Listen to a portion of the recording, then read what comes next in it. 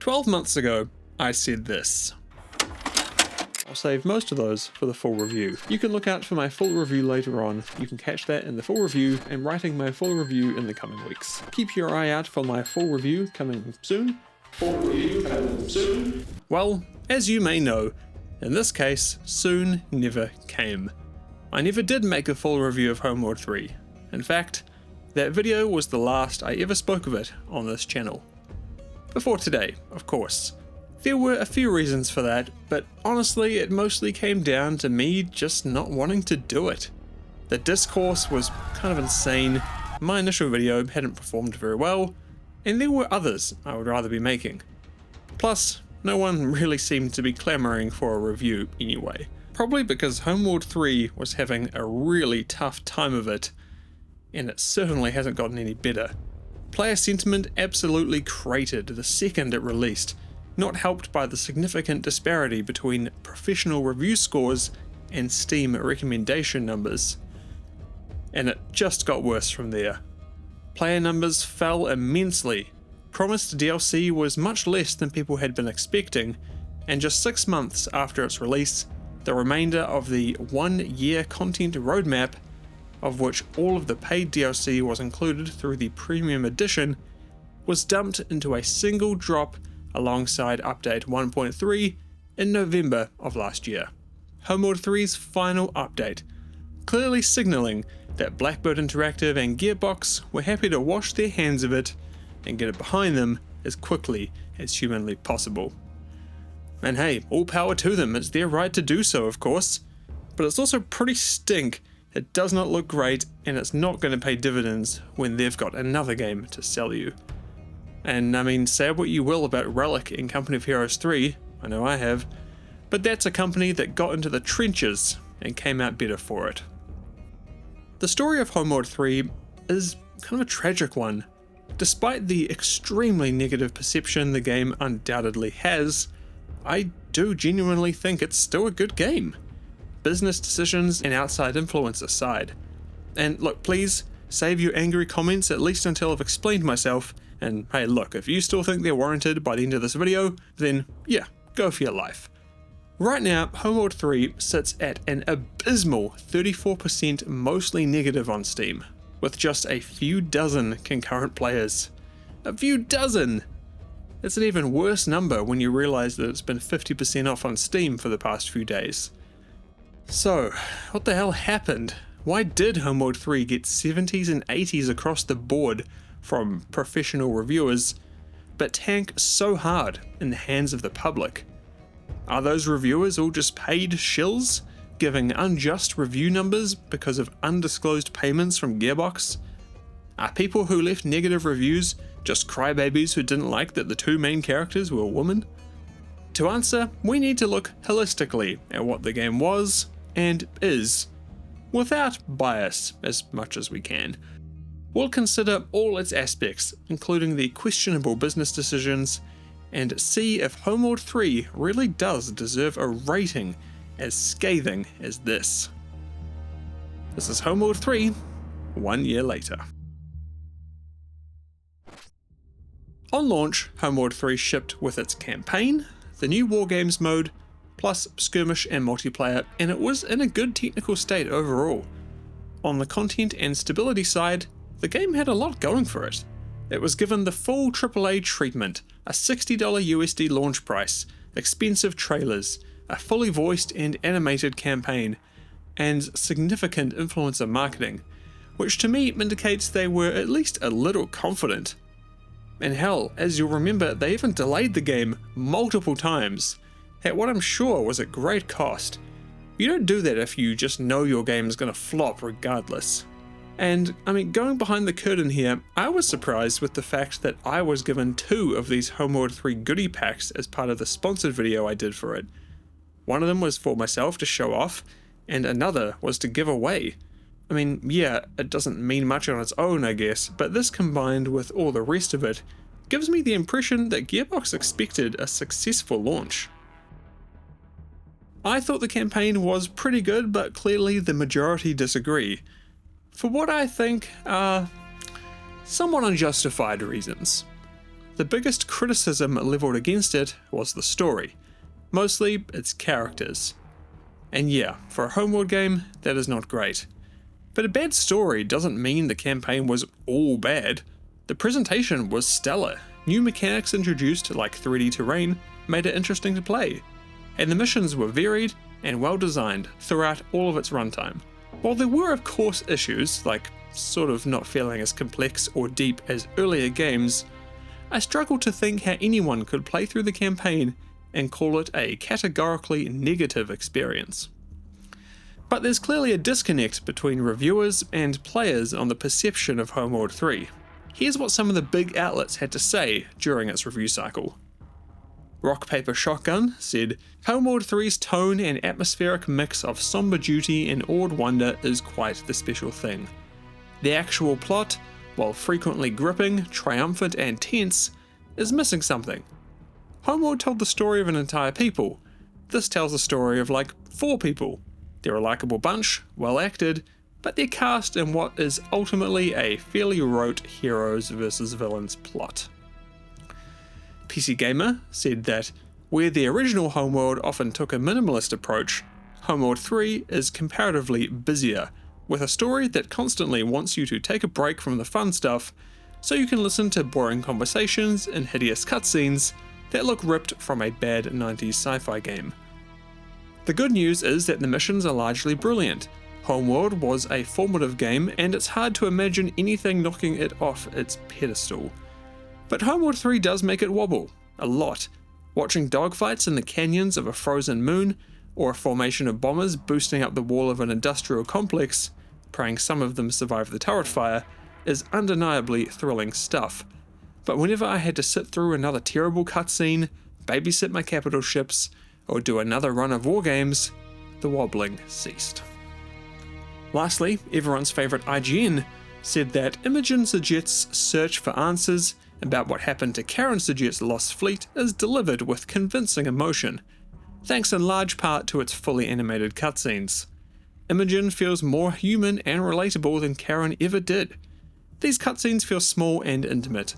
We only ever see 4 characters, and one of those characters is the antagonist, the Queen, who comes across as a bit over-the-top maniacal but chews the scenery with gusto and conveys a menacing, wild-eyed sort of madness.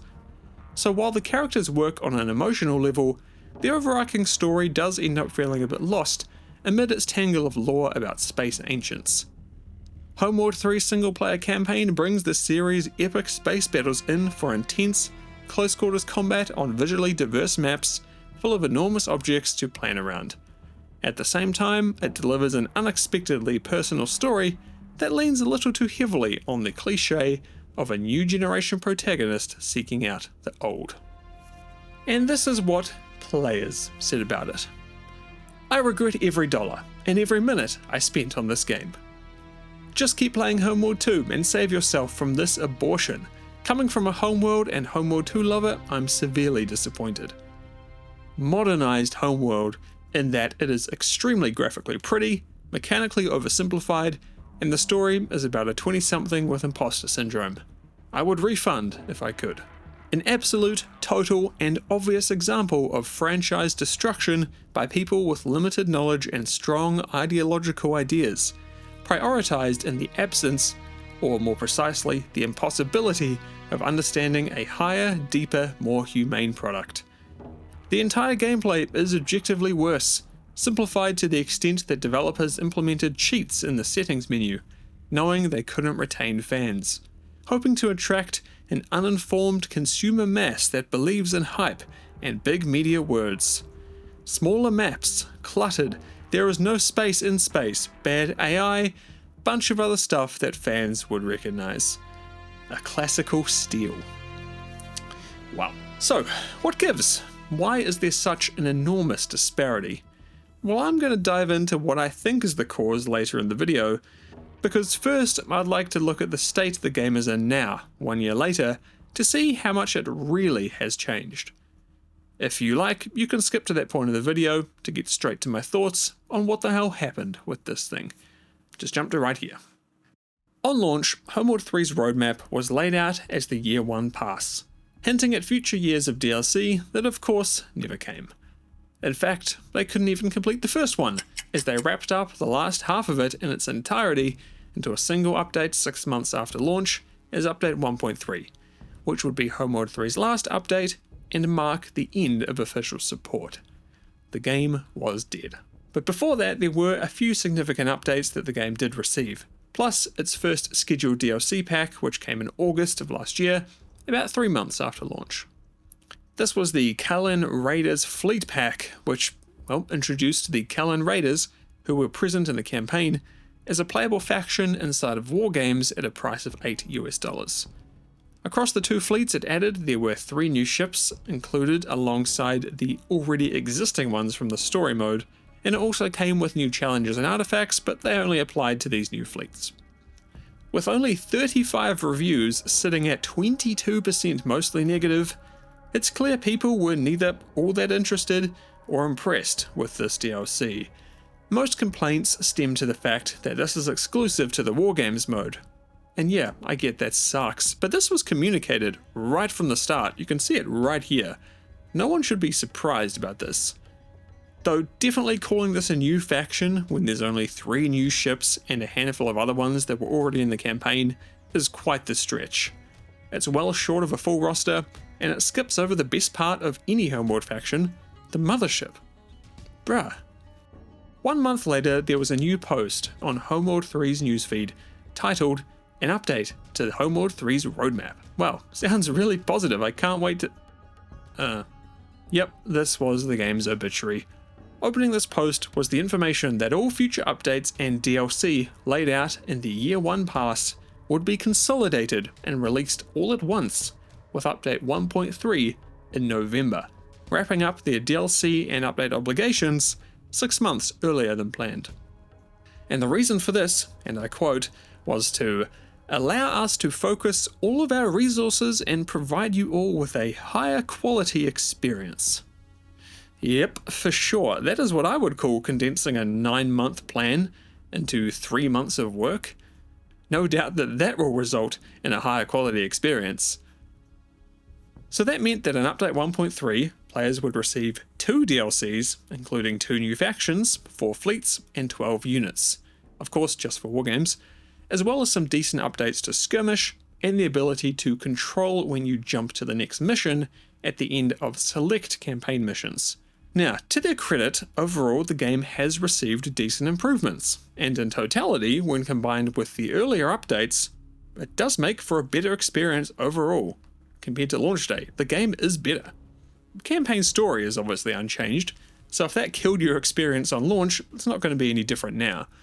But with the improvements made to mechanics and balance, it is better.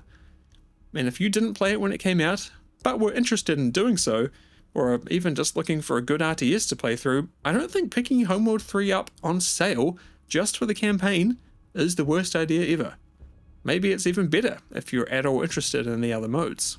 Though I do mean a sale. $30 is probably still too much. Skirmish now includes the ability to hyperspace ships around the map, like earlier Homeworld games. There are more varied and numerous maps. Combat has been rebalanced significantly to improve overall survivability, increase strike fighter effectiveness, making flanking more effective, among other things.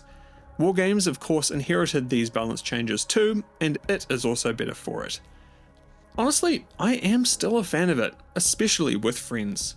There's more variety in the missions, tons of new artifacts, new mechanics to engage with throughout your runs, and yeah, if you bought the premium edition or got some of the DLC on sale, there are also new ships and factions to play with, some of which do operate in quite a different way. But still, it does get repetitive quickly. Even though the fleets do vary a decent amount, the run-to-run variance just doesn't have enough going for it. It feels too samey to be a proper roguelike, and it lacks that addictive quality that's core to the genre. In truth, it needs much more development if it was going to be considered a serious mode with proper replay value.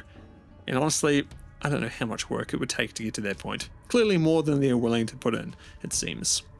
It is fun with friends for a few hours, but past that it remains more of a distraction from the campaign and Skirmish.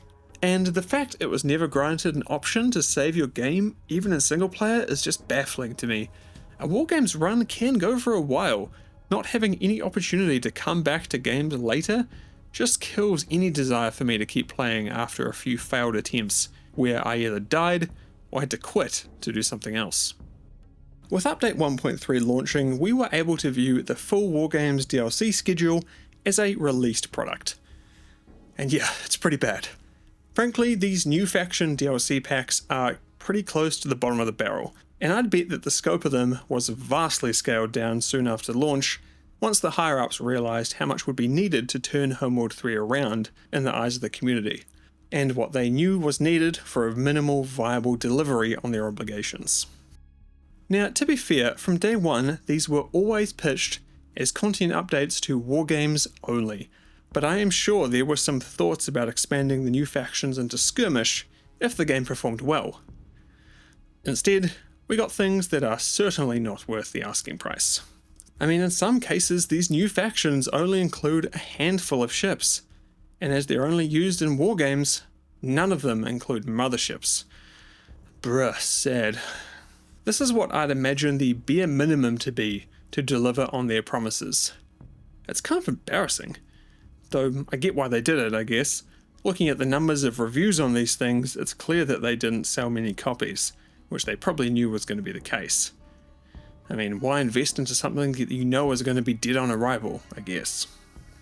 The two faction DLCs added the Somtor from Homeworld Cataclysm and the Taidan from, well, Homeworld. Unfortunately, with the former being a sub-faction of the Higarans, their DLC comes with only 2 brand new ships, though it admittedly does redesign and re-equip most of their Higaran vessels. And it's probably due to this that interest in this DLC is so comically small. There are only 9 reviews for it, so few that it doesn't even get a rating. For what it's worth, the reviews that are more than just "can't play this in Skirmish so I don't recommend" do speak somewhat positively on it, praising the visual designs and loadout differences between these Somtor and stock Higaran vessels. The third and final DLC, containing the Taidan Empire, is easily the best of the bunch, with the biggest number of new ships and mechanics. They play quite differently to anything else in Wargames, and it's for these reasons it gets the highest rating of any Homeworld 3 item on Steam, 41% mixed. Congratulations.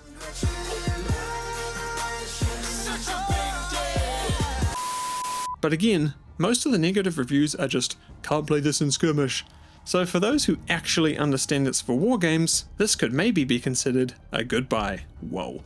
On sale, even more so. And after all this, you might be thinking, what about mods? Surely they can provide some respite for those looking to do something else inside of Homeworld 3. After all, the game's mod features were talked up quite a bit before launch, weren't they? Well, unfortunately, this part of the game just never took off, which honestly is a real shame, because I think Homeworld 3's engine and presentation would be an awesome base for mods like Battlestar Galactica Fleet Commander or Mass Effect Reborn. I guess we'll just have to stick to Homeworld Remastered for those. How did one of the most anticipated big-budget RTS games in recent memory flop so hard? To the point where nearly all of its players had left within a month, and even then only peaked at around 9,000 on launch on Steam. A minuscule amount considering the pedigree of the Homeworld series. For reference, Homeworld Remastered hit at nearly double this, and it was even surpassed by last year's Stronghold Definitive Edition, a $15 remaster. Like anything, it's never a simple answer, and in this case a number of factors led to Homeworld 3's demise. Despite all the positive reviews published before launch, the game was essentially dead on arrival. Once word spread throughout the player base about its bizarre and distracting story elements, missing features from Homeworld 2, lack of maps, and inability to play certain modes offline, there was no stopping the pile-on. A lot of these items were somewhat complex, and in most cases one negative element doesn't negate other positive ones. Online discourse is often made up of extremes. I think this last point is the main reason Homeworld 3 fared so much better with professional reviewers rather than the audience ones. When a professional reviewer writes a piece, they are forced to confront their own ideas and justify each and every one, because it's their job. A maligned part of the game that could cause it to receive a negative, hostile 1 or 2 sentence review on Steam may be but a footnote in a 2,000 or 3,000 word written review where all aspects of the game need to be given mostly equal weight to one another. And for a professional reviewer to give a truly negative review on a game, with scores like what Homeworld 3 has on Steam right now, much more justification is needed. You need to be able to categorically show that the majority of the game is bad. Not average, not okay, not fine, bad. And I would disagree with anyone who calls Homeworld 3 a bad game. That's bad in the truest sense of the word. Bad as in not worth your time, or a negative experience. The definitive edition of the GTA trilogy was bad. Gollum was bad. Tony Hawk's Pro Skater 5, that was bad. There's also the fact that these reviewers probably aren't rusted on Homeworld veterans. While I know people like Dan Stapleton from IGN, who did their Homeworld 3 review, is definitely a strategy OG who has been around forever, my guess is that the majority of negative Steam reviews, and the most vocal crowd, are the ones most heavily invested in the franchise. Their opinions will inherently spread further than others, and as we've seen multiple times, if you can't get the hardcore central fanbase on board, getting anyone else to like your game is going to be very difficult when that core community is against it.